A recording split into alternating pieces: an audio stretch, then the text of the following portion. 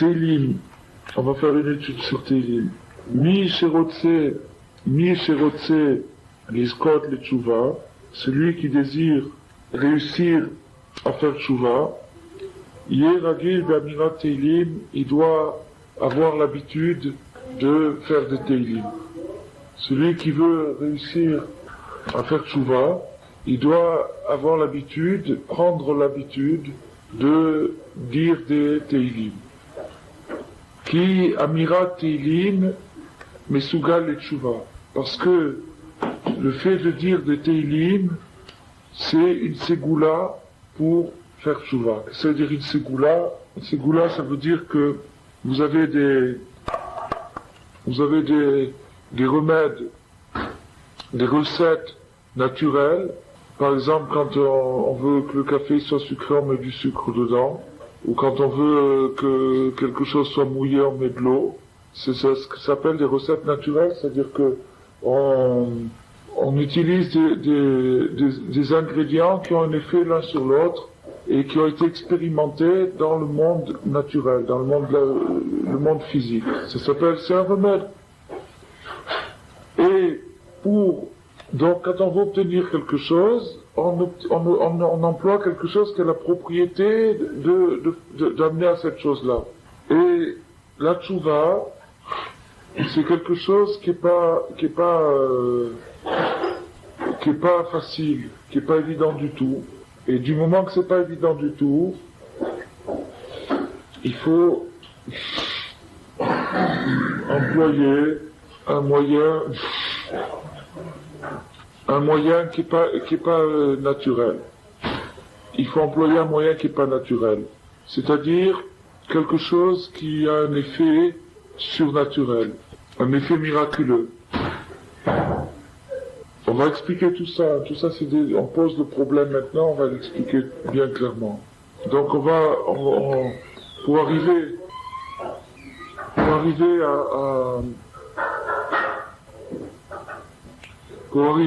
à ce résultat de faire tchouva, il faut, par les moyens naturels, c'est très très difficile. Il faut employer un moyen surnaturel qui s'appelle le Teilim. Le Teilim, c'est un moyen surnaturel, il a un pouvoir, une force qui n'est pas naturelle. Qu'est-ce que ça veut dire qui n'est pas naturel? Ça veut dire que finalement le Teilim, c'est réciter des mots. Comment est-ce que réciter des mots peut changer le caractère d'une personne? Puisque faire tchouva, c'est ça, c'est-à-dire qu'il doit arriver c'est plus que changer son caractère, il doit arriver à trouver sa nature profonde. Comment il peut arriver à ça avec des mots? Donc il y a quelque chose de surnaturel. Comme on dit, il y a une ségoula, telle herbe, elle a une ségoula pour telle chose, pour ceci ou pour cela. Des choses qui n'ont pas de rapport avec l'effet obtenu. Et le Teilim, il a une ségoula, il a une valeur spéciale, miraculeuse, c'est de permettre à personne de faire tchouva. Ki yesh nun sharet tchouva, parce qu'il existe 50 portes de la tchouva. Il existe 50 portes de la tchouva. La tchouva, c'est-à-dire le retour entre l'homme et Hachem, qui passe par 50 portes. Même tet sharim yachol kol adam nichnos bahem ou leasigam. 49 portes, chaque homme peut rentrer dedans et il peut les atteindre. Sur 50, il y en a 49 que chacun peut rentrer dedans et les atteindre. Sha'ar ha'chamishim, mais la 50e porte, hu brinat ha'tshuva shel Hashem yitbarach be'atzmo kavyechol. La 50e porte, c'est la tchouva d'Hachem lui-même. La 50e porte, c'est la tchouva d'Hachem lui-même. Les 49 portes, c'est la tchouva de l'homme vers Hachem, et la 50e porte, c'est la tchouva d'Hachem vers l'homme. Parce que même chez Hachem, on a trouvé une notion de tchouva. Que Hachem aussi fait tchouva. On a trouvé que Hachem fait tchouva. Où est-ce qu'on a trouvé ça? On a trouvé dans le prophète, dans Malachi, où il est marqué Tshuvu Elai, Ve'ashuva Alechem. Revenez vers moi et je reviendrai vers vous. Ve'ashuva Alechem, et je reviendrai vers vous. Ça signifie que Hachem revient, il fait tchouva. Tchouva, c'est-à-dire je ferai tchouva, je reviendrai vers vous. Donc on a vu que l'homme doit faire tchouva vers Hachem, et que Hachem fait tchouva vers l'homme. Hachem revient vers l'homme. Donc, 49 portes. Donc la tchouva se subdivise en deux catégories. La première catégorie, c'est le mouvement de l'homme vers Hachem, 49 portes. Et la deuxième catégorie, c'est le mouvement d'Hachem vers l'homme, le retour d'Hachem vers l'homme, qui est la 50e porte. Il y a un mouvement du bas vers le haut, c'est-à-dire de l'homme vers Hachem, ça comporte 49 portes. Et un mouvement d'Hachem vers l'homme, ça c'est la 50e porte. Et donc maintenant la question se pose, qu'est-ce que Chas v'Shalom, est-ce que Akadosh Baruch Hu a quelque chose à se reprocher pour qu'il fasse tchouva? Faire tchouva, on dit quand il fait tchouva, c'est-à-dire qu'il répare le mal qu'il a fait. Quel mal Hachem il a fait pour qu'il se fasse tchouva? Est-ce que c'est concevable? Est-ce qu'on peut imaginer qu'Hachem il fasse le mal? Alors, pourtant le prophète est formel, il fait tchouva alechem, je reviendrai vers vous, ça veut dire que je vais faire tchouva. Alors la réponse, c'est que, on avait expliqué déjà, c'est que Hachem a diminué la lumière de la lune. Il a diminué la lumière de la lune, et du fait qu'il a diminué la lumière de la lune, automatiquement, il a provoqué l'obscurité dans le monde. En diminuant la lumière de la lune, il a provoqué l'obscurité dans le monde. Ça veut dire que s'il n'y avait pas une diminution de la lumière de la lune, on serait maintenant en pleine nuit dans la clarté. Puisque la Terre est toujours exposée ou bien par le Soleil ou bien par la Lune, donc la Lune éclairerait maintenant la Terre, et on serait dans la clarté. Comme même s'il y avait des nuages, on aurait quand même la clarté. Comme la clarté du jour, à peu près. Et du fait qu'il a diminué la lumière de la Lune, nous nous trouvons dans l'obscurité. Donc la raison pourquoi il y a la nuit et le jour, c'est parce que il y a la Lune et le Soleil. Il y a une période où la Terre est exposée au Soleil, on appelle ça le jour. Une période où la Terre est exposée à la Lune, on appelle ça la nuit. Bon. Tout ce qui existe dans le ciel, ça reflète autre chose. Et donc cette chose-là, elle reflète le fait que Hachem a diminué la clarté de ce qui s'appelle notre nuit à nous. Notre nuit à nous, ça veut dire quoi? Ça veut dire que quand on est exposé à la vie, il y a des hauts et il y a des bas. Il y a des moments clairs et des moments foncés. Il y a des moments où on voit clair, où on comprend les choses. Et il y a des moments où on les comprend pas. Il y a des moments où on comprend pas.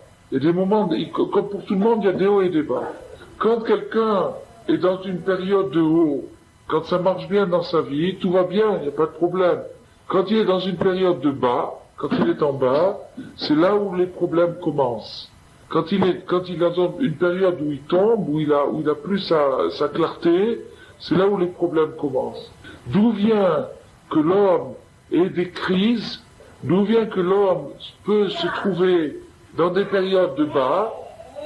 Ça vient du fait qu'Hachem a diminué quelque chose sur terre. Il a caché quelque chose, il a diminué une certaine clarté. Du fait qu'il a diminué cette clarté, il arrive à l'homme qui accumule cette difficulté d'être dans une période de crise. C'est ça qui crée les crises dans la vie de l'homme. Chez chacun, selon sa crise, selon sa difficulté. Et du fait que l'homme traverse des crises, c'est dans les crises qu'il fait ses plus belles erreurs. Les plus belles catastrophes, elles arrivent dans des moments de crise. C'est-à-dire que quand il est en crise, il répond plus de lui-même, il voit plus clair, et il se laisse aller. Donc tous les péchés qui existent depuis le début de la création jusqu'à la fin des temps proviennent des crises que l'homme rencontre. Et les crises que l'homme rencontre proviennent du fait qu'Hachem a diminué la lumière de la lune. Il a fait que dans la vie, tout n'est pas toujours clair. S'il avait fait que tout soit toujours clair, que ça soit toujours clair d'une façon ou clair de l'autre, explicite de cette façon ou de l'autre, qu'on voit clair, alors il n'y aurait pas de problème, la personne serait toujours dans un bon moral, il n'y aurait pas de problème. Mais du fait qu'il a diminué cette lumière-là, on se trouve dans des moments de crise, Et du fait qu'on se trouve dans des moments de crise, c'est là où tout va mal. Pourquoi Hachem il a fait ça? Il a fait ça pour une raison bien simple. C'est que s'il n'y avait pas cette possibilité, s'il n'y avait pas cette exposition, que l'homme est exposé à avoir des crises, il serait toujours égal à lui-même et il serait toujours bon. Du moment qu'il serait toujours bon, il serait comme la table aussi elle est toujours bonne. Il n'aurait pas de mérite du tout. Il serait toujours fixe et toujours au même degré. Il n'aurait aucun mérite. Le monde a été créé pour que l'homme acquiert un mérite. Le monde a été créé pour que l'homme acquiert un mérite. Et donc, puisque le monde a été créé pour que l'homme acquiert un mérite, il faut provoquer la crise. Il faut provoquer la possibilité de tomber, qui va lui donner la chance de se relever s'il le veut. Mais, c'est comme, on dirait, une bombe à retardement.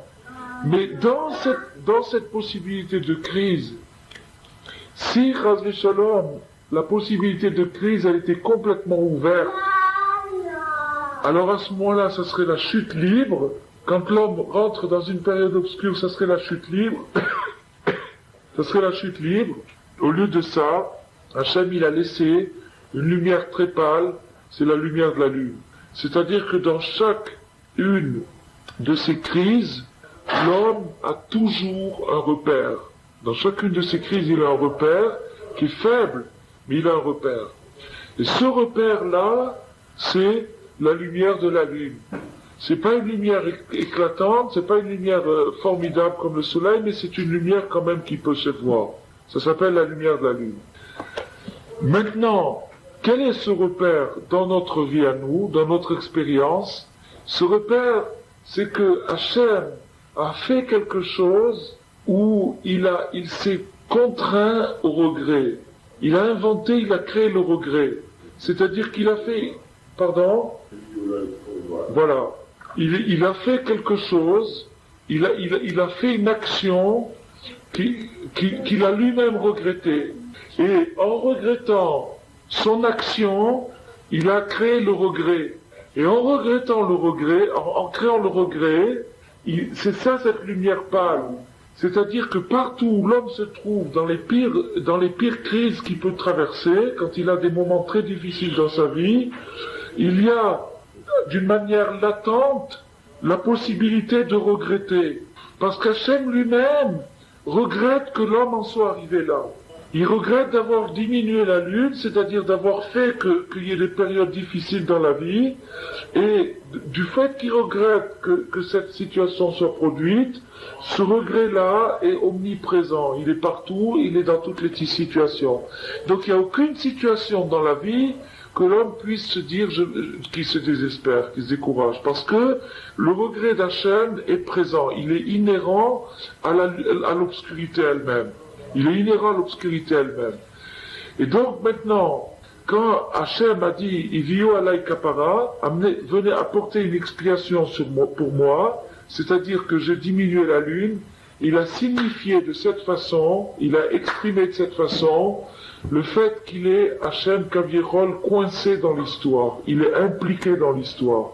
Hachem est impliqué dans l'histoire, c'est-à-dire qu'il ne va pas résoudre le problème tant que nous on l'aura pas résolu. Tant que nous on l'aura pas résolu. Mais qu'est-ce qu'il nous donne? Sa présence au sein des pires épreuves, au sein des pires crises, il y a la présence d'Hachem qui regrette que la chose soit comme ça. Et son regret, c'est ça. Maintenant, de là, on comprend pourquoi la première mitzvah de toute la Torah, qui s'adresse à Israël en tant que peuple, cette mitzvah-là, c'est justement de guetter l'apparition de la lune. De guetter l'apparition de la lune, ça veut dire de chercher au sein de l'obscurité le premier rayon de regret qui peut se trouver là. C'est là-dessus qu'est basée toute la Torah. Toute la Torah est basée, c'est ça le départ de la Torah. Kiddush HaChodesh, c'est-à-dire la recherche du retour de l'espoir dans l'obscurité. C'est la lune qui a disparu pendant un moment, on attend qu'elle soit exposée dans un axe par rapport au soleil. Quand elle est exposée dans un certain axe par rapport au soleil, de nouveau elle est visible de notre planète, et cette apparition, c'est le Kiddush HaChodesh, c'est-à-dire la sanctification du mois, c'est la première mitzvah de toute la Torah, et toutes les mitzvot dépendent de cette mitzvah-là. C'est la mitzvah la plus importante pour Israël en tant que peuple. Donc, on voit son importance. Son importance, ça veut dire que l'attitude du peuple juif, c'est, dans l'histoire et dans la vie, de guetter le retour de la lumière. De guetter le retour de la lumière, mais pas de guetter le retour de la lumière le jour, la nuit. De guetter le retour de la lumière la nuit. Alors ça, c'est la tchouva d'Hachem. Et donc maintenant, la tchouva de l'homme, c'est de franchir les 49 portes qui sont finalement les portes de son caractère, les portes de son esprit, et la 50e porte, qui est le retour d'Hachem, c'est la tchouva d'Hachem Yitbarach, c'est-à-dire la tchouva, pourquoi est-ce qu'il a diminué la lune? Quand on est en période de crise, on doit guetter, on doit, voilà, ce qui provoque la crise, c'est-à-dire c'est l'obscurité, c'est-à-dire que si quelqu'un maintenant, quand il est dans l'obscurité, on allume la lumière, il n'y a plus de problème, il voit tout. La crise, c'est qu'on trébuche, on trébuche sur des choses, on voit pas, on n'apprécie pas les valeurs, on fait des fausses estimations, etc. Tout ce qui se produit dans l'obscurité physique se produit aussi dans l'obscurité mentale d'une personne. D'accord? Et donc maintenant, ce qu'on doit guetter dans la crise, c'est tout ce qu'on peut trouver de rémazim, c'est-à-dire de rayons de lumière, aussi pâles que ce soit, qui peuvent au moins nous permettre de distinguer les formes et de voir clair et de ne pas se perdre. De pas se perdre, de pas trébucher.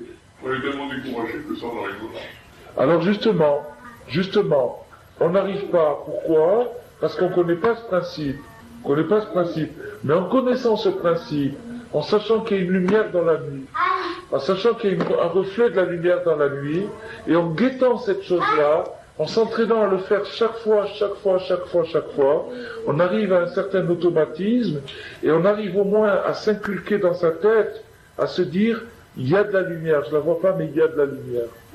Quand on arrive déjà à ça, on a déjà rayé le désespoir de la vie.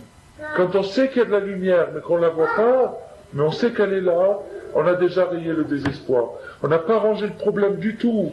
Et au contraire, ça peut être d'une certaine façon encore plus amer. Parce que c'est encore plus rageant de savoir qu'il y a de la lumière et que je la vois pas. Quand on croit qu'il n'y en a pas du tout, bon ben, il y en a pas. Mais sachant qu'il y en a et que je la vois pas, c'est plus rageant. Mais, on a éliminé le désespoir. Et comment on peut tester cette lumière? En la cherchant. Et le premier pas pour la chercher, c'est de savoir qu'elle existe. Le premier pas pour la chercher, c'est de savoir qu'elle existe. Et c'est ça qu'on apprend ici. Le premier pas pour la chercher, c'est de savoir qu'elle existe. De savoir qu'il n'y a pas de situation désespérée. Il n'y a pas de situation totalement obscure. Ça n'existe pas. Il y a des situations exiguës, des situations dures, des situations qui semblent désespérées. Mais des situations désespérées, ça n'existe pas. Ça n'existe pas. Il y en avait un qui avait dit, une très belle parole, il avait dit que la différence entre un drame et une tragédie, c'est qu'un drame est une histoire difficile, mais qui a son issue à la fin. Et une tragédie, c'est une histoire sans issue. Une histoire sans issue où il n'y a pas de solution. Et il avait expliqué que la tragédie, c'est une invention grecque. C'est une invention grecque. La tragédie est grecque. Dans le clan d'Israël, il n'y a pas de tragédie. Ça n'existe pas. La tragédie, ça veut dire qu'il n'y a pas d'issue. C'est le problème sans solution. Le problème sans issue. Ça, c'est la tragédie. Et le drame, c'est un problème embêtant, compliqué, etc. Mais il va s'arranger un jour ou l'autre. Et chez nous, il n'y a pas la notion de tragédie. Maintenant, ce qui est très intéressant, c'est de savoir que chez les Grecs, dans la Grèce ancienne, le théâtre n'était pas du tout considéré comme un loisir, absolument pas. Le théâtre était un rituel. Le théâtre était un rituel. Le théâtre, l'origine du théâtre, c'est quelque chose de rituel. Et c'est intéressant parce que la Gemara dit que la Torah un jour sera expliquée dans les théâtres et dans les cinémas, dans les théâtres et dans les cirques. Et Tosfot, il explique là-bas, Tosfot, il dit que c'est les maisons d'Avodah Zarah. Le théâtre, il dit, le théâtre, c'est la maison d'Avodah Zarah. Pourquoi? Parce que l'Avodah Zarah, c'est-à-dire la religion déformée, c'est un théâtre, c'est un cinéma. C'est de la comédie.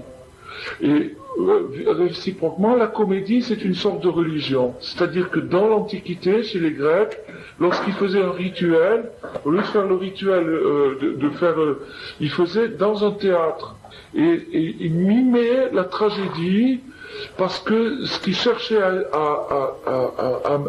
faire comprendre au public, c'est qu'il n'y a pas d'issue dans cette vie, et que donc ça amène automatiquement au profit de l'existence au maximum, enfin au profit physique de l'existence au maximum, et c'est là où ils voulaient en venir réellement au départ.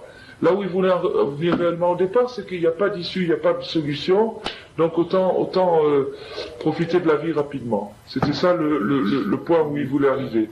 Et pour arriver à ça, ils faisaient une mise en scène dans le sens, vraiment le sens littéral, ils faisaient une mise en scène, et ils mimaient la tragédie, ils faisaient descendre une atzvut, un découragement, une angoisse dans leur public, et au profit de cette angoisse, après, toutes les portes sont ouvertes vers le vice, vers tout ce qui peut.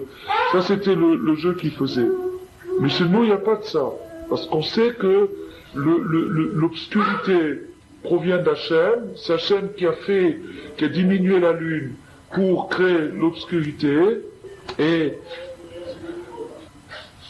en créant cette obscurité, qu'il a lui-même regretté, il a créé le regret et permis à l'homme de faire tchouva.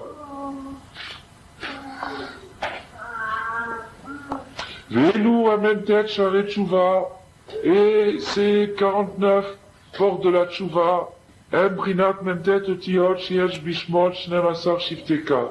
Elles correspondent aux 49 lettres qu'il y a dans les 12 tribus d'Hachem. Il y a 12 tribus d'Hachem, et ces 12 tribus d'Hachem, elles ont des noms, Reuven, Shimon, Lévi, Yehuda, elles ont chacune son nom. Et si on additionne tous les noms, on va arriver à 12 noms. Et si on additionne les lettres, on va arriver à 49 lettres. Oui, c'était au 49 degrés de Pumha que les Israélites ont Oui, c'est ça. C'est la même chose. Il va l'expliquer par la suite. Il va expliquer le rapport entre les deux. Pardon? Il va expliquer le rapport entre les deux. Ki kol sha'ar v'sha'ar yesh lo ot minentet otiot hashvatim.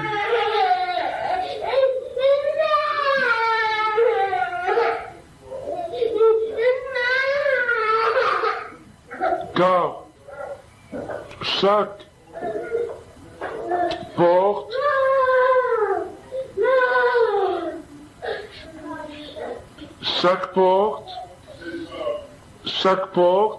chacune des portes de Tchouva possède une des lettres, elle est marquée par une des lettres, par un signe qui est une des lettres des 12 tribus.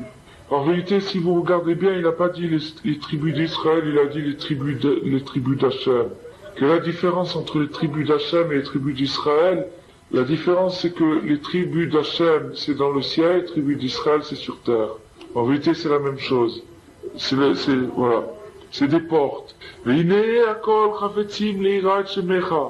voilà, en vérité, tout le monde veut craindre ton nom. Chaque homme veut la perfection. Chaque homme veut le bien. Au fond, si on lui demande est-ce que tu veux être bien, il dirait tout de suite oui. Si tu pouvais d'une manière magique, tout de suite d'un seul coup devenir bien, tu signerais sans hésiter. S'il n'y avait aucun effort à faire que l'hébreu sans peine.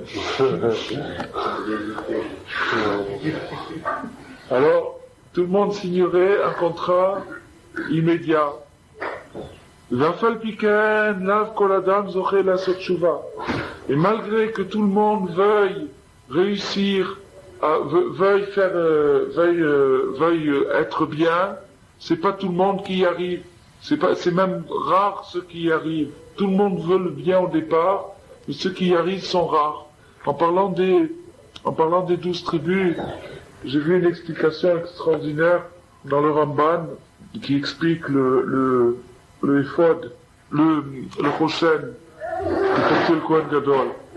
Le Rochen, c'est un pectoral, ça s'appelle en français un pectoral, parce qu'il se porte sur le... ouais. Et sur le... c'est un pectoral qu'on portait sur la poitrine, voilà. Et dans ce pectoral, il y avait 12 pierres, et par rapport aux 12 tribus, et dans ces 12 pierres, il y avait marqué le nom des tribus, qui était gravé d'une façon spéciale avec le chamir, c'est-à-dire que le chamir n'enlevait pas la pierre, il l'éclatait, comme une figue. C'est-à-dire que la pierre s'éclatait, mais il n'y avait pas un creux qui était fait. C'est un petit verre. Ouais. Et on le mettait en face, et tac, il éclatait la pierre, et le nom des tribus était gravé dans les pierres, et donc il y avait toutes les lettres des tribus d'Israël qui étaient gravées dans le pectoral. Et la Torah dit que dans le pectoral, dans le Rochen, il fallait placer Orim Vetumim. Orim Vetumim, Orim veut dire lumière et Tumim veut dire perfection. Et les commentaires, ils hésitent en savoir qu'est-ce que ça veut dire c'est Orim Vetumim, qu'est-ce que c'était exactement. Mais Rashi nous dit que Orim Vetumim c'était une écriture du Shem HaMefourash, c'était une écriture du Shem HaMefourash. C'est-à-dire qu'il y avait une écriture d'un Shem qui était pliée dans un pli du Rochen, et on plaçait cette écriture du Shem dans le Rochen, hein, dans le pectoral, et c'est ça qui faisait marcher la consultation du Rochen. C'est-à-dire que quand on voulait savoir une question, on venait consulter le Rochen, et les lettres s'allumaient. Les lettres s'allumaient. Et en s'allumant, les lettres donnaient la réponse. En s'allumant, les lettres donnaient la réponse.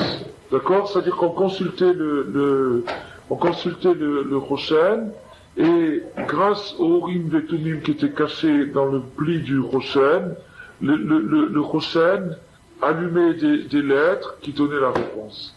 D'accord? Ouais.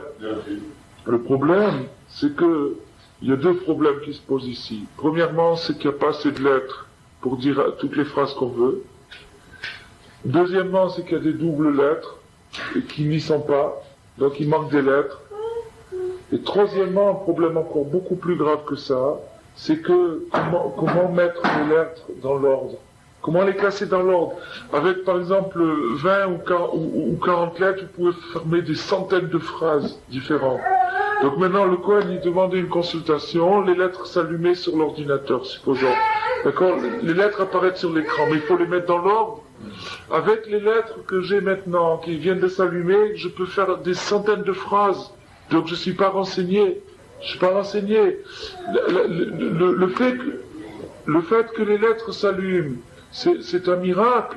Et c'est un miracle pour donner une indication. Il vient faire une consultation. Les lettres s'allument. Qu'est-ce qu'il lui dit? L'ordre. Alors le Ramban, il explique. Il dit, c'est pour ça que ça s'appelle Orim Vetumim. Orim Vetumim. En vérité, il y avait deux kavanot, il y avait deux concentrations de l'esprit que le Kohen devait avoir. La première kavana, c'était pour l'allumage des lettres. Il devait demander que les lettres s'allument. Et la deuxième kavana, c'était pour l'ordre des lettres, pour qu'elles se mettent dans l'ordre. Et s'il y a l'allumage des lettres et l'ordre des lettres, le message est parfait. S'il y a l'allumage des lettres et l'ordre des lettres, là, le message, à ce moment-là, devient complet. C'est pour ça que la première partie s'appelle Orim. Orim veut dire allumage, et Tumim, ça veut dire l'ordre parfait, c'est-à-dire le complément. Le complément. Donc maintenant, l'allumage c'est une chose extraordinaire, mais c'est pas suffisant. Il faut aussi qu'il y ait le complément, c'est-à-dire l'assemblement des lettres dans le bon ordre pour qu'on puisse capter le message. Et ça, c'est le ignat de Teilim. Ça, c'est la chose, c'est le principe de Teilim. Il y a 5 livres de Moshe Rabbeinu. C'est la Torah. Si quelqu'un se concentre, étudie la Torah correctement, c'est-à-dire avec un ratson, avec un désir sincère de capter une indication, il arrivera, dans le meilleur des cas, à la Medriga de Orim. C'est-à-dire qu'il va arriver à des lettres qui s'éclairent, à voir clair dans la Torah, à voir une explication, quelque chose de limpide, de clair, qui est pas baveux ou hésitant ou un truc comme ça, quelque chose de clair. Ça c'est très très bien, mais il manque encore quelque chose, c'est l'ordre. Qu'est-ce que ça veut dire l'ordre? L'ordre, ça veut dire la situation des éléments selon mon temps, ma situation, ma place, qui je suis. Ça, c'est l'ordre. C'est-à-dire que c'est pas suffisant que je connaisse les principes, il faut que je me rappelle de ce principe-là au moment voulu, que je sache l'appliquer, que je sache dans quel degré il s'applique à moi. Ça, c'est l'ordre des lettres. Et si j'ai les Orim et Tumim, si j'ai la première partie et la deuxième partie, alors là, j'ai le message complet. Donc, l'étude de la Torah, la recherche de la clarté dans l'étude, dans le texte, ça s'appelle donc, ça rentre dans la catégorie de Orim. C'est la catégorie de la lumière.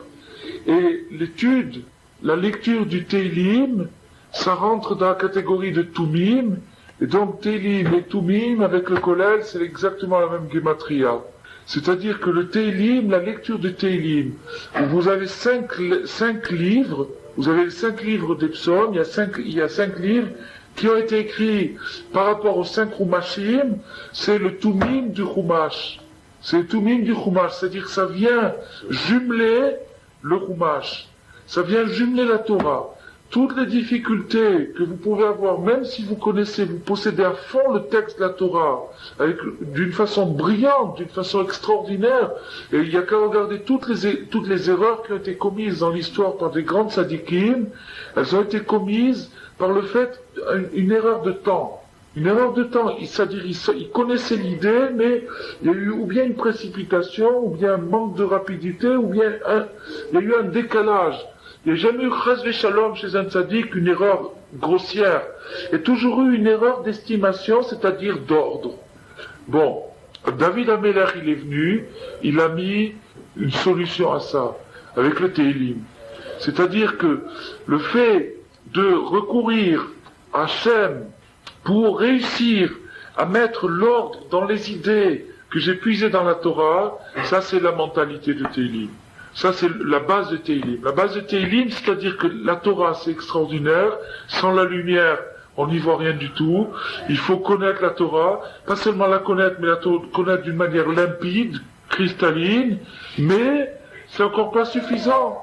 Parce que quelqu'un peut avoir un cerveau rempli de tout le chasse dans sa tête, et il va venir une situation de la vie très rapidement qui va se présenter à lui, il va pas avoir le bon réflexe. Il va pas savoir à ce moment-là que faire. Et ça, c'est arrivé à des très très grands. À plus forte raison pour nous, dans notre génération, que... Donc, la première kavana de Orim, c'est-à-dire la recherche de la lumière, la recherche de l'indication, c'est l'étude de la Torah. La deuxième kavana de Tumim, c'est-à-dire le complément indispensable de... Maintenant, on va comprendre pourquoi. Ça correspond à ce qu'on est en train d'étudier. Donc maintenant, on voit que tout le monde veut être bien. Donc, tout le monde veut être bien. Et malgré ça, c'est pas tout le monde qui y arrive. C'est là où on s'est arrêté. Alors, il va donner les raisons pourquoi les gens n'y arrivent pas. On va voir les obstacles qui existent. Vous avez des gens qui n'ont pas du tout de déclic pour faire tchouva. Ils n'ont pas le déclic, ils n'ont pas le point de départ. Ils ont envie, mais il n'y a pas de déclic. Ça vient pas, ça vient pas. Ils se sentent froids. ils se sentent froids. Ils voudraient bien, c'est-à-dire la bonne volonté elle est là, mais un vouloir actif, ils ont pas. Qu'est-ce qu'on peut faire dans un cas comme ça? Qu'est-ce qu'on peut faire? Ça c'est un obstacle. Deuxième obstacle, même celui qui a trouvé le déclic, même celui qui a trouvé l'énergie, il n'arrive pas toujours à trouver sa place. Il n'arrive pas à trouver la porte qui lui convient à lui. C'est-à-dire, on peut lui proposer des formules, mais c'est pas nécessairement la sienne. Donc, il a envie, et il sait pas que faire. Un jour, il va se faire ça, un jour, il va faire ça, un jour, il va s'occuper de tel cas, un jour de telle étude, il va changer de maserta, il va changer d'yeshiva, il va changer d'endroit, et il trouve pas sa place. Il trouve pas sa place, il est catapulté d'un bout à l'autre du monde, il trouve pas sa place. Donc, il peut pas, il n'y arrive pas non plus. Va fais-nous magia les chats, et même celui qui a trouvé sa place, qui sait où ça se trouve, il a trouvé sa lettre, il a trouvé son signe à lui, Yachol yot shachar shetchuva sagou, il se peut que la porte soit fermée. Il se peut qu'elle soit fermée. Et si la porte est fermée, on intervient donc dans la tchouva d'Hachem. C'est-à-dire que l'homme a fait toute sa partie à lui, et la porte est fermée. Hachem ne veut pas. Lui, il a fait toute sa partie, et la porte est fermée. La porte est fermée. Ou mahmat kolze un adam zoche le tchouva. Voici les trois raisons pourquoi l'homme n'arrive pas à faire tchouva. Il lui faut la clé. Ou mahmat kolze un adam zoche le tchouva. Ça, c'est les trois raisons pourquoi un homme, ou bien il n'a pas les toréroutes, l'envie, ou bien il n'a pas, il sait pas, il trouve pas sa place, ou bien il a l'envie, il trouve sa place, mais la porte est fermée. La porte est fermée, il y a des gens qui sont coincés devant une porte pendant des années et des années. Ils peuvent pas rentrer. Il y a l'aider Amirat Teilim, mais par la récitation du Teilim, par le fait de dire Teilim, Afilu mi shenlo shum itorerut le tshuva. Même une personne qui n'a pas du tout, qui est dans la complète froideur, qui s'est complètement refroidi, il est froid, il a envie, il est d'accord, il sait très bien que c'est ça, mais il est froid, le cœur ne bouge pas du tout, il est froid. Même s'il n'a pas ça, s'il n'a pas l'Eitererut, ou Mitorer la Sotchouva, le Teilim va le réveiller. Le Teilim va le réveiller. C'est pas possible que si quelqu'un il dit Teilim régulièrement, il n'est pas obligé de passer sa journée dessus, Alvaï qui passe sa journée dessus. Mais il n'est pas obligé d'y passer la journée, mais seulement Ragil, ça veut dire régulier. Ragil, on a dit hier, Ragil, ça vient du mot régal, c'est l'intelligence des pieds. Régal, c'est les pieds, c'est-à-dire la régularité. La régularité, c'est l'intelligence des pieds. Ragil, qu'il soit Ragil, ça veut dire qu'il y mette l'intelligence de ses pieds, c'est-à-dire que tous les jours, il va dans son armoire, il prend le Teilim, et il l'ouvre comme un pied, pas comme un cerveau. Il prend son Teilim et il commence à le lire comme il peut, dans sa langue, dans sa manière, dans son rythme, à sa vitesse. La qualité passe avant la quantité, et tous les jours il fait ses Teilim. Il n'est pas possible qu'un jour ou l'autre, il va pas trouver un essor, il va pas trouver un éveil, il va pas trouver un enflammement. Le Teilim il va craquer, tôt ou tard il va craquer, le Teilim est plus fort que lui. Le Teilim va le réchauffer. Même le bonhomme le plus froid, il peut se réchauffer avec Teilim. Ça va le réchauffer.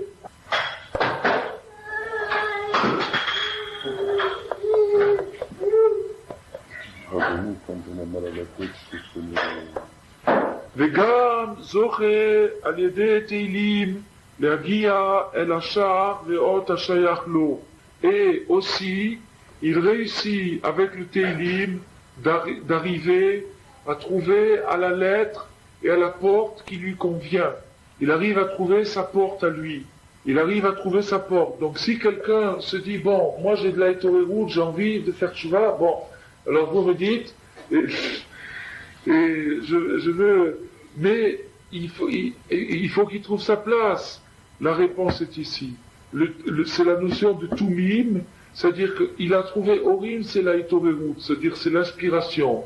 Mais l'inspiration c'est pas nécessaire, il faut Toumim, c'est-à-dire le complément. Le complément, c'est-à-dire de désigner la mission de chacun. Il va y arriver par le Teilim. Le Teilim, un jour, va lui donner sa mission. Un jour, le Teilim va lui éclairer son pasouk, sa phrase à lui qui va résoudre son problème, qui va lui dire voilà ce que tu as à faire. Ça va étinceler.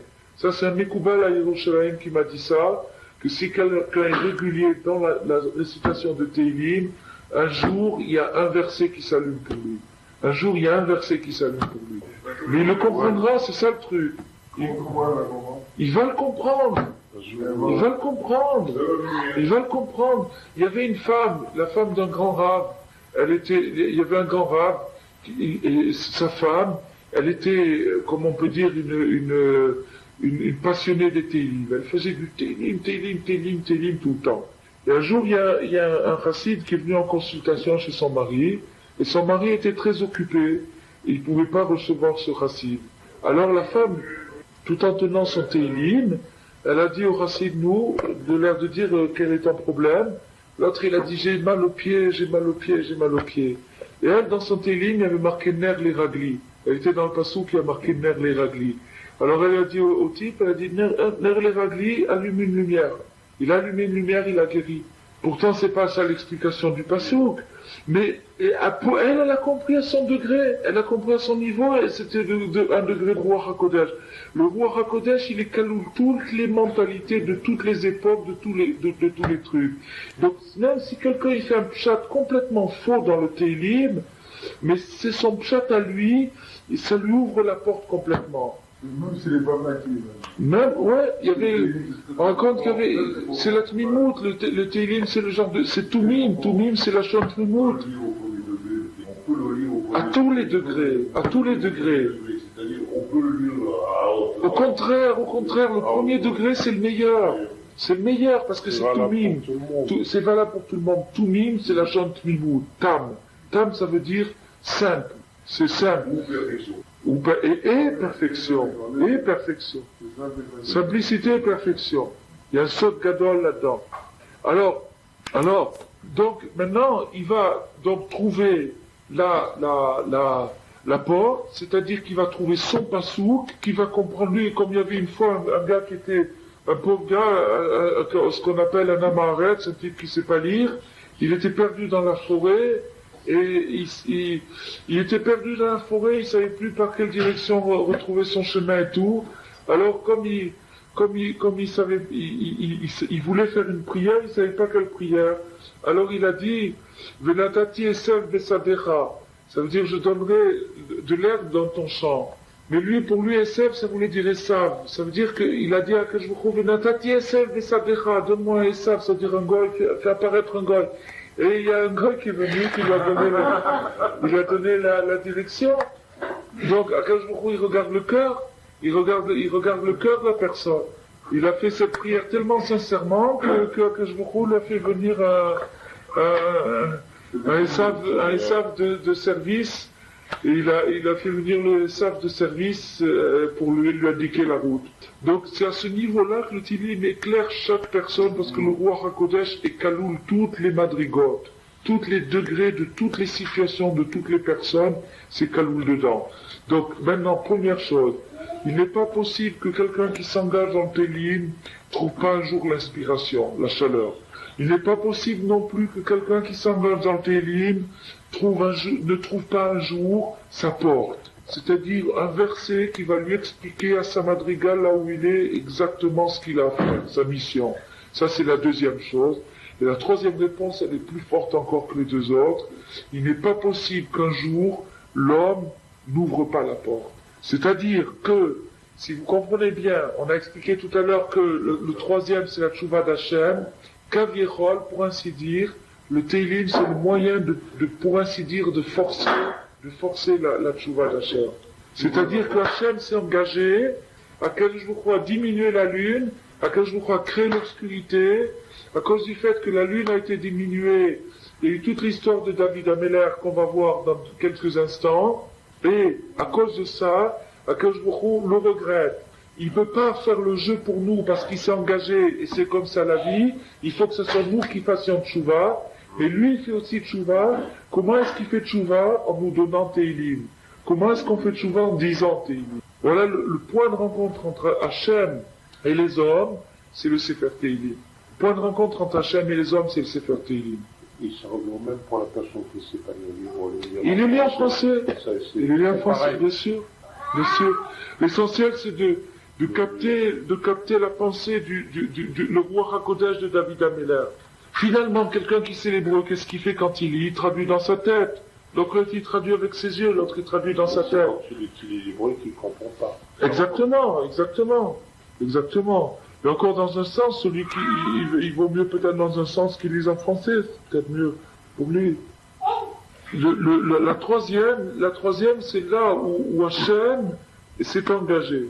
Il a dit, bon, moi je suis coincé, celui qui viendra faire des Tehillim, malgré qu'il ait fait tout le mal possible devant moi, je suis obligé de lui ouvrir sa porte. Je lui donnerai la clé. C'est le tikkun de Moutelevana, alors c'est ça. C'est ça. Je lui donnerai la clé. Je pourrai pas laisser la porte fermée pour un type qui insiste avec Tehillim. Je pourrais pas. Akadosh Baruch Hu s'est engagé avec David Améler, il a dit, je pourrais pas laisser la porte fermée à celui qui lit des Tehillim. Je pourrais pas lui laisser la porte fermée. Il a beau être qui il est. Et c'est pour ça qu'il a dit, David Améler, dans le Mizmor de la Tchouva, le Mizmor 51, il a dit, les man tiske beshoftecha, afin que tu gagnes ton jugement, les man tiske beshoftecha, et Rashi nous dit là-bas, les man tiske beshoftecha, Rashi nous dit qu'il n'y a pas un rachat au monde qui peut trouver une excuse depuis qu'il y a Tehillim. Parce que s'il peut dire j'ai une excuse d'avoir fait la Vera, parce que j'étais passionné, j'étais ceci, mon père il était comme ça, ma grand-mère était comme ça, je suis né dans un HLM, etc. Et j'étais frustré quand j'étais petit, et ma mère elle m'a pas raconté des histoires, etc. Tout ce qu'il peut dire, qui sont peut-être des excuses vraies, valables, mais t'avais qu'à dire des Tehillim. Hein? Oui, justement, Chazak ou Barou. Et c'est vrai, justement, David Améler, le premier, dans ce Mizmor Nounalef, où c'est le Mizmor de la Tchouva, parce que c'est là où il y a eu l'histoire de Bathsheba, il a dit, voilà, j'étais enfanté dans le péché, mais de là, j'ai pas trouvé une excuse, d'accord, bon, j'étais enfanté dans le péché, et maintenant, voilà, je répare. Il a réparé. Et maintenant, pas seulement ça, mais il a obtenu d'Hachem que toute personne qui dira Tehillim ne trouvera jamais la porte fermée. On ne dit pas combien de temps il va falloir qu'il attende devant. On ne dit pas combien de temps, ça c'est... Mais, tôt ou tard, elle va s'ouvrir. Nimtsa chez Zoré Alédé Tehillim la Sot Tshuva. Et donc maintenant, on comprend bien que grâce au Tehillim, il arrive à faire Tshuva. Chose qui était impossible autrement. Comment vous voulez avec la psychologie faire Tshuva? Comment vous voulez? C'est impossible. Un homme ne peut pas se sonder. Il ne peut pas s'analyser. Encore moins un autre.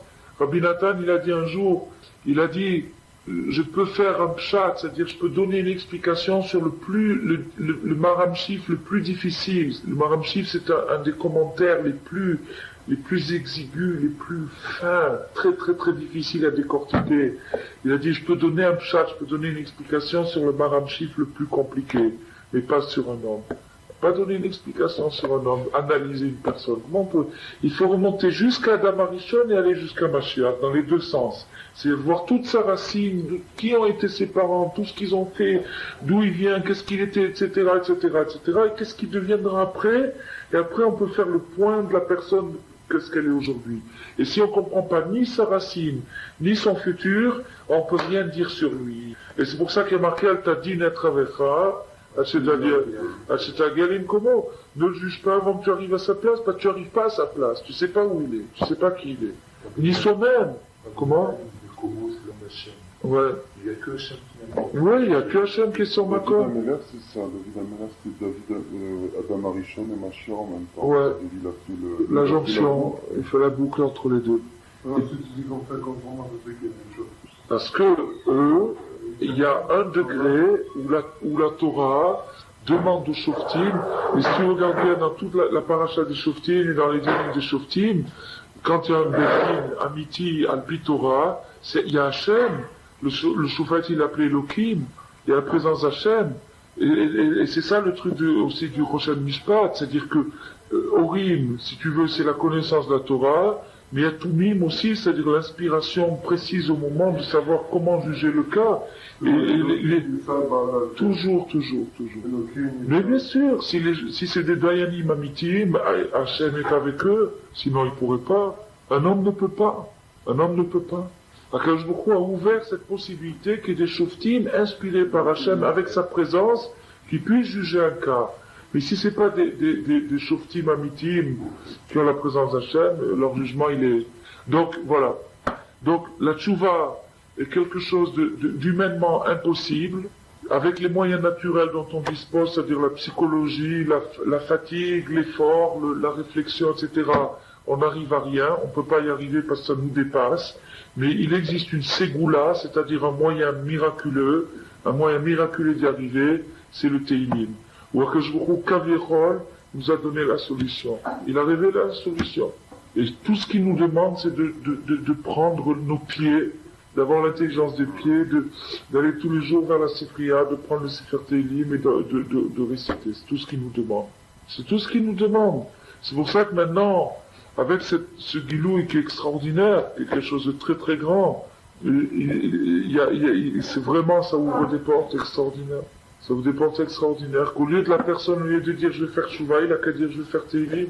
S'il a quelqu'un qui a une culpabilité insupportable, c'est-à-dire qu'il a trop de culpabilité sur la conscience, il a fait des choses qui lui pèsent très lourd sur sa conscience, chacun selon son paquet, chacun y traîne un paquet, au lieu de se torturer pour cette culpabilité pour rien, parce que cette torture ne sert à rien du tout, juste à l'enfoncer encore un petit peu plus, il a qu'à complètement se libérer de ça, et de dire maintenant je vais faire des Teilim.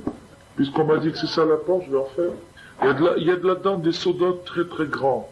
Il y a un guilouille très très grand dans cette Torah-là. Cette Torah-là, c'est un quart de page dans le Likutei Moharan, mais elle contient des sodotes atsumim, des choses vraiment très très intenses, très très fortes. Et c'est Al, dans le passage qui est marqué Ukam Al. Dans le passage de Shmuel, il y a marqué parole de l'homme qui a été placé au-dessus. Ukam Al, il a été placé au-dessus. Au-dessus de qui? Au-dessus du peuple d'Israël. C'est qui? C'est David. Il a été fait roi. Donc le roi est placé au-dessus des sujets. C'est pas shoot, c'est logique, c'est clair. Donc, Néoum, parole de l'homme qui était placé au-dessus, c'est-à-dire de David Améler, qui était couronné de roi au-dessus de ses sujets. Mais de là, les Chachamim, ils ont déduit de ce pasouk-là, par Ruach HaKodesh, ou Kam Al, ça veut dire Shehikim Oula Shel Tshuva.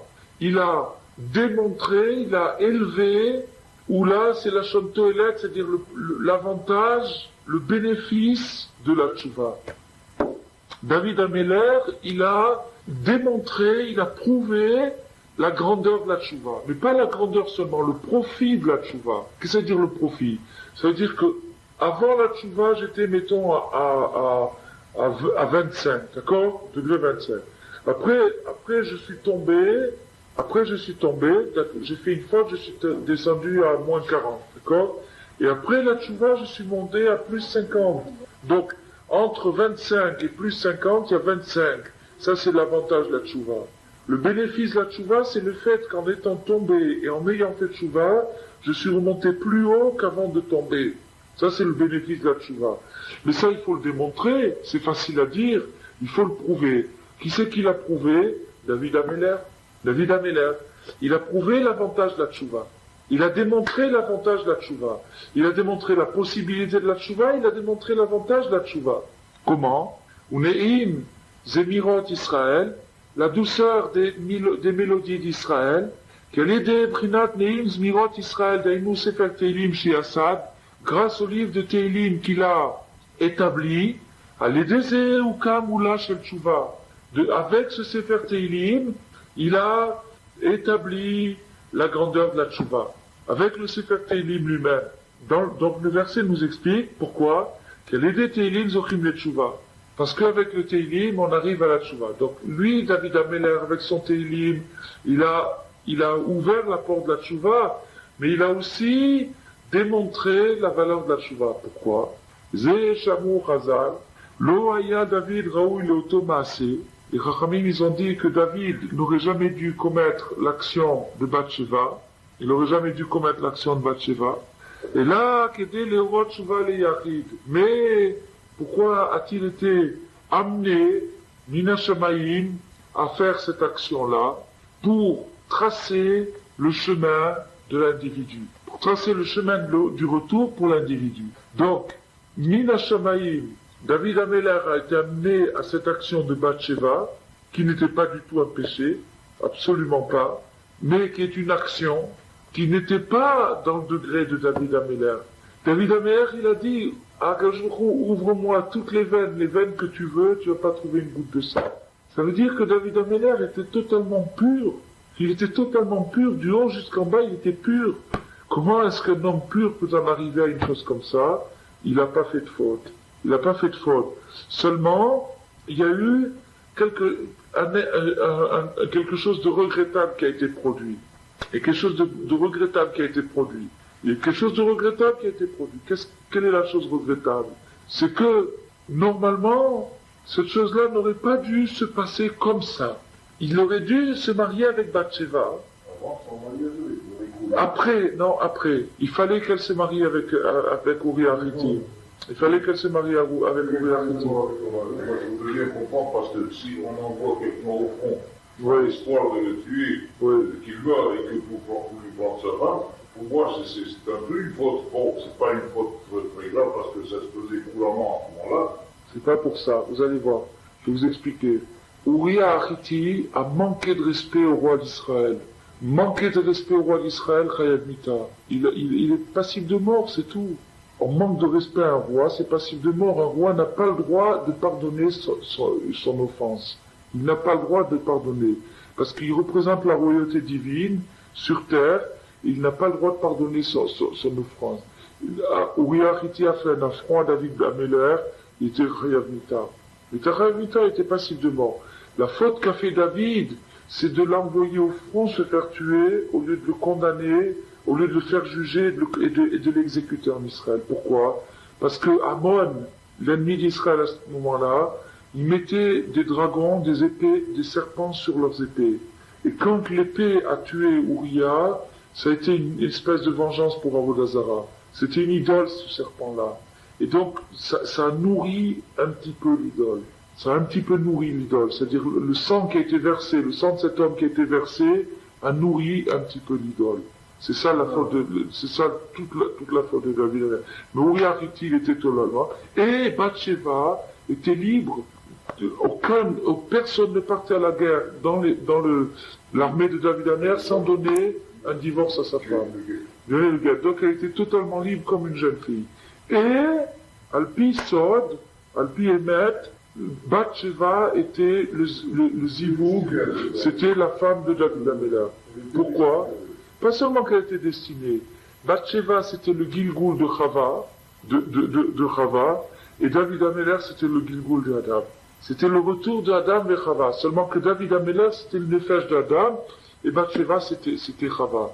Et donc, il devait faire son tikkun, mais en son temps. Et pour que le tikkun se fasse, il fallait seulement qu'il attende. Pourquoi est-ce qu'il en est venu à cette précipitation? Parce qu'il a dit un jour à Kajbourou, Éloqué Abraham, Éloqué Yitzhak, Éloqué Yaakov, et pourquoi pas Éloqué David? Pourquoi pas Éloqué David? Il faut comprendre ce que ça veut dire, ce qu'elle sous-entend, cette question. Elle sous-entend de très grandes choses. Elle sous-entend des grandes choses.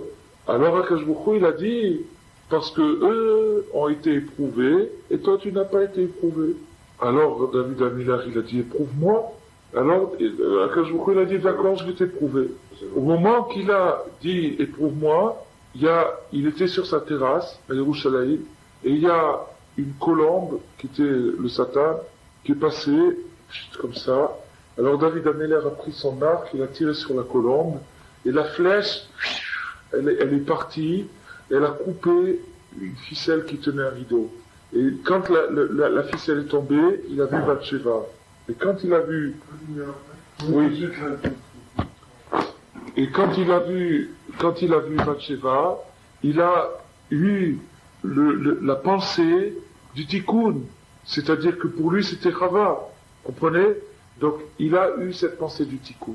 Mais cette pensée du tikkun, qui était extraordinaire, qui était le émet, les Chazal, ils nous disent, si il avait attendu le moment propice, c'est-à-dire s'il avait fait normalement instruit le procès de Uriah Hachiti, et que Uriah Hachiti avait été exécuté correctement, dans les bonnes formes, à ce moment-là, éventuellement, par la suite, David Améler se serait marié avec Bathsheba, et le premier enfant qu'ils auraient eu, ça aurait été Mashiach. Ça aurait été Mashiach. Ça aurait été Mashiach. Ils ont eu ce premier enfant, mais il est niftar. Il n'a pas survécu. Et après, ils ont eu Shlomo Améler. Le premier enfant qu'ils ont eu, il n'a pas survécu, et ce premier enfant, ça aurait dû être Mashiach. Donc maintenant, regardez cette merveille, sans avoir fait aucune faute du tout, seulement une précipitation, une erreur de calcul sur des calculs de très très haute envergure qui n'ont rien à faire, chas vechalila, avec la moindre contingence physique, chas vechalom. Il suffit de lire Teilim, justement, de méditer sur les psaumes pour voir que quelqu'un qui a écrit ça, il peut pas avoir des pensées de travers, chas vechalom. Et justement, cette petite erreur de calcul à un très haut niveau, elle a fait que Mashiach ne vienne pas à ce moment-là.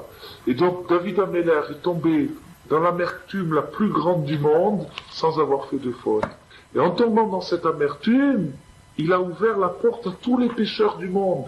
Parce qu'il n'y a personne au monde qui peut être aussi amer que lui. Il n'y a personne au monde qui peut dire « à cause de moi, Mashiach n'est pas venu ». Est-ce qu'il y a quelqu'un qui peut dire « à cause de moi, Mashiach n'est pas venu » Personne ne peut dire ça. Sauf David Améler. David Améler, il peut dire ça. Donc, sans avoir fait de faute, la Géoula n'a pas eu lieu. Et donc, cette amertume, au lieu de la prendre, de l'écraser, elle l'a stimulé il a compris qu'elle avait été provoquée par Hachem, et c'est pour ça qu'il a dit, qu'il péchaille à Mieda, toujours dans le Mizmor de 51, il a dit car je connais ma faute, et le Zohar nous dit, c'est la lune qui parle. C'est-à-dire c'est Miuta Levana. Donc on voit tout ça comment c'est bouclé, et tout ça comment David Améler devait faire la réparation, mais la précipitation, le fait que la lune, finalement, elle a intervenu, elle a dit, Ribono Shalolam, deux rois ne peuvent pas régner avec la même couronne, donc tout ça, ça revient au même, ça tourne autour du même point. Et à partir du moment où ça s'est produit, David Améler, il s'est tout de suite ramassé, il a eu une période dure, il a eu une période très très très dure, il a essuyé des bisionnotes, des humiliations publiques, etc., mais il s'est pas découragé. Et en se décourageant pas, je sais pas si vous vous imaginez la claque que c'est. Je sais pas si vous voyez ce que ça veut dire que quelqu'un qui peut être le père de Mashiach et qui n'est pas le père de Mashiach, qui aurait pu, et sans faire de faute, là, comment on peut se relever d'une claque comme ça? Comment est-ce qu'on peut se guérir d'une dépression comme ça? Il s'en est guéri. Et par cette guérison, il a amené la guérison dans le monde.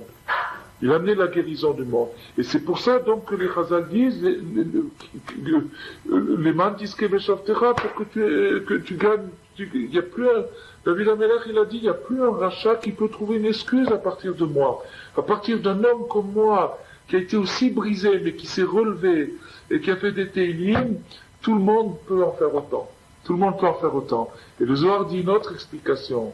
Il dit, Ki pesha yanieda, non, pas dans ce passouk. Il dit, les mantiske beshavtecha, pour que tu gagnes ton procès. Alors, le Zohar, il dit comme ça. Il dit que, donc, revenons au moment de l'épreuve. Akadosh Baruch Hu a dit, tu n'as pas été éprouvé, et David Améler a dit, éprouve-moi. Donc, il y a eu un pari, il y a eu un défi. Alors maintenant, David Améler, il a dit à Hachem, les mantiske beshavtecha, pour que tu gagnes le pari. Alors, Akadosh Baruch Hu lui a répondu, tu n'as pas perdu ton humour. Il a dit, tu n'as pas perdu ton humour. Parce que David Améler, il appelait Badra de Malka, il appelait le plaisantin du roi, celui qui fait rire le roi, qui fait rire Hachem. Et David Améler, au fond de sa détresse, il n'a pas perdu son humour. Il a réussi à trouver une phrase d'humour de dire à Hachem, c'est pour te faire gagner que j'ai perdu. C'est le Zohar qui dit ça. Donc il dit comme ça. Et ça, bien sûr, ça nous ouvre une porte extraordinaire, comment l'homme, dans sa situation la plus critique, il peut encore trouver quelque chose, une pointe d'humour. Et là, et donc on vient de prouver que l'essentiel du chemin du retour, le chemin de la tchouva, c'est David Ameller qui l'a ouvert. L'ikara tchouva chez David Ameller, et la tchouva principale de David Ameller, le principe, l'arme de tchouva du roi David, ou Sefer Teilim, c'est le livre des psaumes, c'est Sefer Teilim. Chez Amro Beitorerud Gadol Meod, il l'a dit avec une grande ferveur, avec une grande flamme, ou Beruar HaKodesh, et avec une inspiration sacrée, c'est-à-dire qu'il a allumé pour nous Orim Vetumim en même temps, c'est-à-dire que ça brille. Il a dit vraiment, Roi HaKodesh, c'est-à-dire que c'est ça, c'est-à-dire qu'il n'y a pas un mot qui n'est pas ça, c'est ça. Hein. Ad, jusqu'où, quelle est la limite? Ad, chez Kol Echad Ve'echad, jusqu'à ce que chaque individu, chaque personne, Kefi Machéou, quel qu'il soit, chaque personne au monde, quel qu'il soit, Yachol Intzot Atzmo Besefer Teilim, il peut se trouver dans le Teilim, pas se trouver, comme on dit, d'une façon psychologique, il s'est trouvé, il a trouvé ça. Non, se trouver, ça veut dire pénétrer jusqu'au plus profond de sa neshama et savoir exactement qu'est-ce qu'il doit faire. C'est ça, se trouver. Il peut se trouver, s'identifier, s'intégrer, se consolider, trouver sa solution. Veliskot le tchouva l'idée amirat Teilim Kanal, et de réussir à retrouver sa place auprès d'Hachem, grâce à la récitation des Teilim. Alors, on va maintenant, c'est presque terminé, on va terminer cette étude. Et l'essentiel où les 12 tribus d'Israël, les 12 tribus d'Hachem se sont fortifiées. Donc, excusez-moi, donc maintenant on voit très bien que le bénéfice de la tchouva, c'est-à-dire que David Ameller, il était dans un degré avant la faute. Il est tombé avec sa faute, et après la faute, il s'est trouvé beaucoup plus haut qu'avant la faute, puisqu'il a écrit Teilim. Le bénéfice de la tchouva, c'est-à-dire la marge bénéficiaire de la tchouva, c'est le Sefer Teilim. Ce qui nous ressort de ça, de cette action-là, c'est le Sefer Teilim. Donc, Ikimoula shel tchouva. Il a démontré que quelqu'un qui est tombé et qui remonte, il gagne quelque chose, à condition d'une seule condition, qu'il se décourage pas. Que ça veut dire qu'il se décourage pas, que au fond de son abîme, au fond de sa détresse, il continue à dire des psaumes et qu'il perd pas son humour.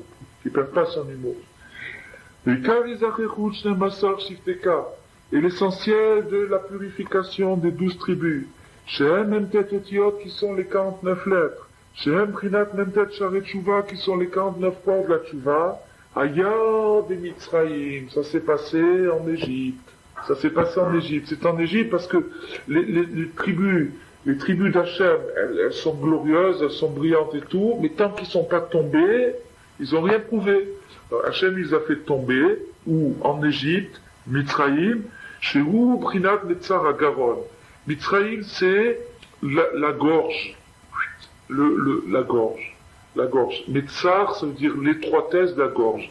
Et la traduction, la meilleure traduction qu'on peut donner pour étroitesse de la gorge, c'est angoisse.